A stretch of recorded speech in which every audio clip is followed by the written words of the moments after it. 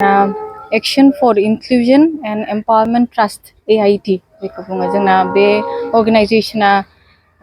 मैदेर खर'आव दङ जोङो थांनाय 2014 निफ्रायनो बुंनो थाङोबा खामानि मावबोगासिनो दंमोन 2014 आवथ' जोङो रेजिस्टार खालामदों किन्तु बिदि मावथारनाय जायाखैमोन 2015 निफ्रायसो जों मावनाया जादोंमोन जेब्लानाखि जों स्टार्ट खालामोमोन होनबा visible होननाया मा बेखौ मिन्थियामोन मानसिफ्रा बेनि उनावहाय जोङो थाङै थाङै जों एवेयारनेस प्रग्राम होबोबाय माबायदिनै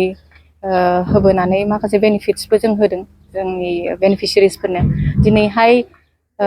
जिथि फाउन्डेसन डे जाबोबाय जोबोद गोजोननाय मोन्दों जों बेसिम फैनो हादों आरो बेजों लोगोसे जोंना जाहैबाय जोंनि स्टाफआवबो जों वुमेन गोजा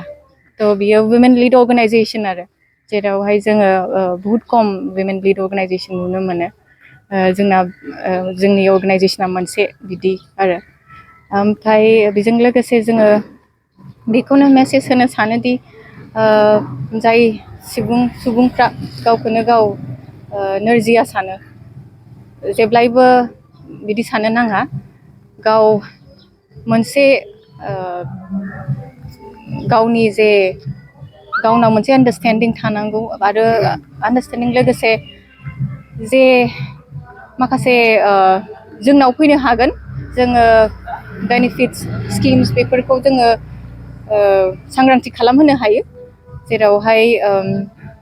सार्टिफिकेट मोनो जों एडभकेसियाव खामानि मावो एडभकेसिया जाहैबाय जोङो सार्टिफिकेट गभर्नमेन्टजों मारै सार्टिफिकेट मोनो बेखौ जों खोन्थानानै होयो बेनि उनावहाय माखासे डिसेबल पेन्सन दङ स्किम दं जों बेखौ गभर्नमेन्टजों लिंक खालामनानै होयो आरो बेजों लोगोसे बहुत मानसियानो मिन्थिया बे UDID कार्डखौ इउनिट आइडेन्टिफिकेसन कार्ड होननानै बुङो आरोखि आं दिनैहाय बे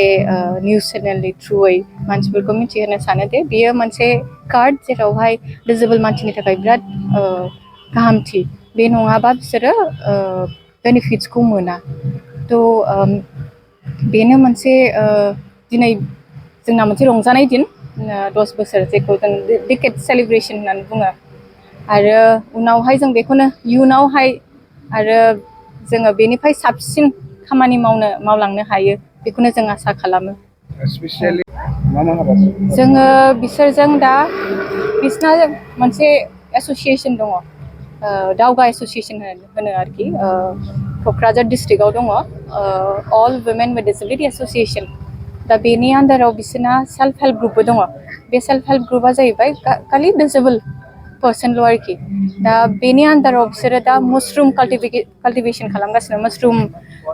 मासरुम काल्टिभेसन खालामगासिनो आरो बिसोरो प्लास्टिक वेर बेगबो बानायगासिनो दं दा आरो धुपखाथि बानायगासिनो दं जेखौ जोङो स्किल डेभेलपमेन्ट हिसाबै बिसोरनो जों माखासे बेफोरबायदि ट्रेनिं होदों दा बेजों लोगोसे जोंनि आइजोफ्रा बेखौ खामानि मावगासिनो दङ दासिमाव नोंथांमोना बबे एरियायाव बेफोरबायदि ट्रेनिं होनाय बा एवारनेस जोङो दा जोंना मोनथाम माबायावहाय जोङो खामानि मावो जोङो ओरैनो मोननै ब्लकआव खामानि मावदोंमोन क'क्राझार डिस्ट्रिक्टआवनो मोनसेया जाहैबाय क'क्राझार ब्लक तितागुरि ब्लक जे होनो आरो लोगोसे बेजोंहाय दतमा ब्लक ओमफ्राय दा जोङो दतमा ब्लकजों जोङो दा गोदानै मोनसे ब्लक लादों कसुगाव ब्लक बावबो मावनो थांगासिनो दं जों इन्टारभेनसन खालामगासिनो दङ बे एरियायावहाय बिदि नोंथांनि बे AIT-आव बेसेबांखिनि सोद्रोमाफ्रा खामानि मावगासिनो जोंनाव दा जोंनि माबायावहाय बेनिफिसियारिखौ बुङोबा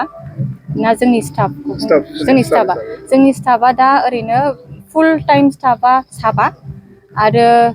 जोंजों भलेन्टियार्सफोर दङ बिसोरो 3सो जागोन जों गासै टटेल होननो थाङोबा भलेन्टियार आरो स्टाफजों लायोबा जोङो 9 जनसो जागोन आरो जोंनावहाय दा नोंथांनि जे 10 बोसोर स्ट्रागल गभर्नमेन्ट तरफनिफ्राय नोंथांमोना फाइनान्सियेल एसिस्टेन्स बा माबा मोनसे हेल्प मोनफेरबाय नामा जों बिदि एप्रोच खालामनाय जायाखै खिन्थु ससियेल वेलफेयार डिपार्टमेन्टआ जोंजों बिराद मोजाङै खामानि मावफादों जोङो बिसोरजों लोगो नांफानानै मेडिकेल केम्पबो खालामदों जेरावहाय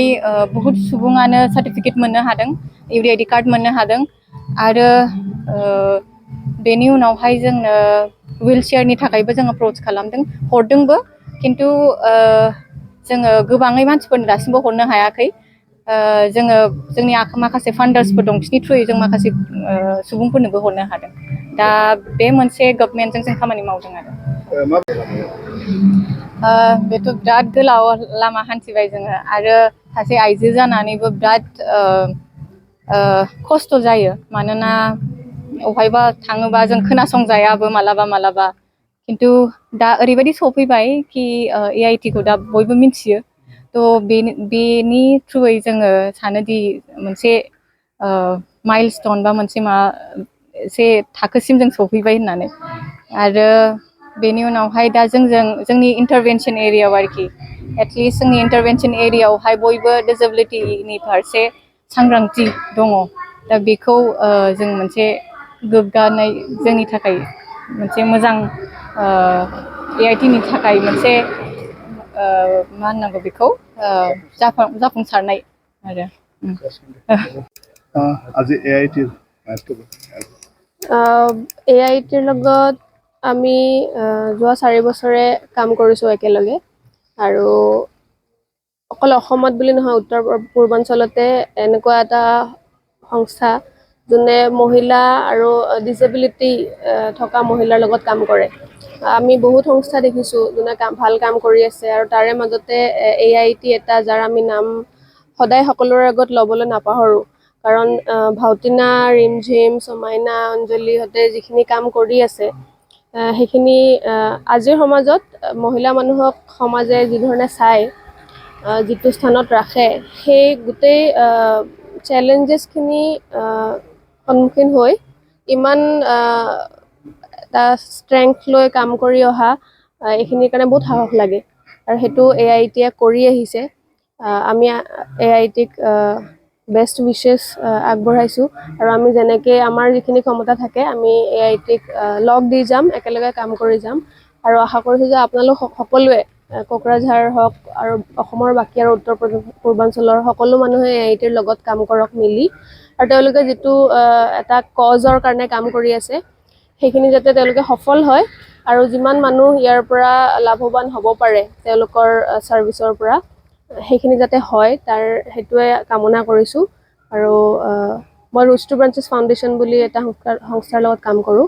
আমাৰ ফালৰ পৰা শুভকামনা থাকিলে আৰু একেলগে কাম কৰি যাম বুলি আশা কৰিছোঁ